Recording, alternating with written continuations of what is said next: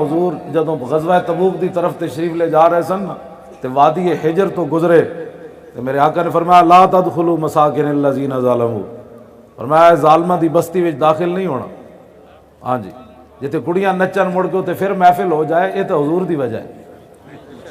ہاں جی، ورنہ تو تے اللہ دا عذاب نازل ہوندا۔ ہاں، حضور نے فرمایا کوئی بندہ اس بستی وچ داخل نہ ہوئے، فرمایا ورنہ جڑا عذاب ہونا تے آیا تہاڈے تے بھی آ جانا۔ یہ میرے آقا خود پھر آپ نے اپنا سر اقدس ڈھانپ لیا، پھر حضور اپنی سواری نو تیز کر دیتا، حتی اجاز الوادیہ، یہاں تک کہ حضور اس وادی سے گزر گئے۔ صدیاں بعد بھی جنہاں اللہ دے نبی دی گستاخی کی تھی تے اللہ دی نافرمانی کی تھی، حضور نے ویکھیا تے صدیاں بعد بھی اتھے عذاب نازل ہو رہے سن۔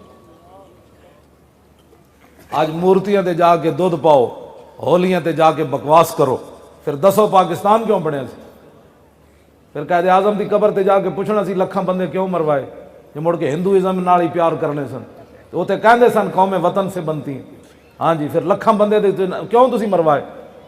70,000 کڑیاں چک کے ہندو سکھ لے گئے۔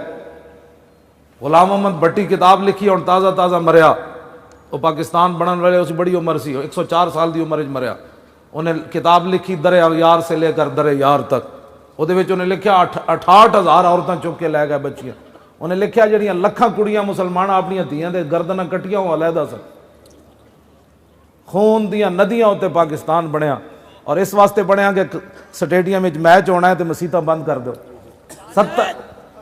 توجہ بھائی، لعنت نہیں، لعنت انہاں تے پہلی ہے جڑے حضور دی عزت دے پہرے دار نہیں دے سکتے، انہاں تے لعنت۔ تسی میری گل سنو، لعنت، توجہ بھائی گل سن میری، ایڈے تسی نیک ہوندے تے انہاں حکمران بننا سی چلے۔ ہاں ہاں ہاں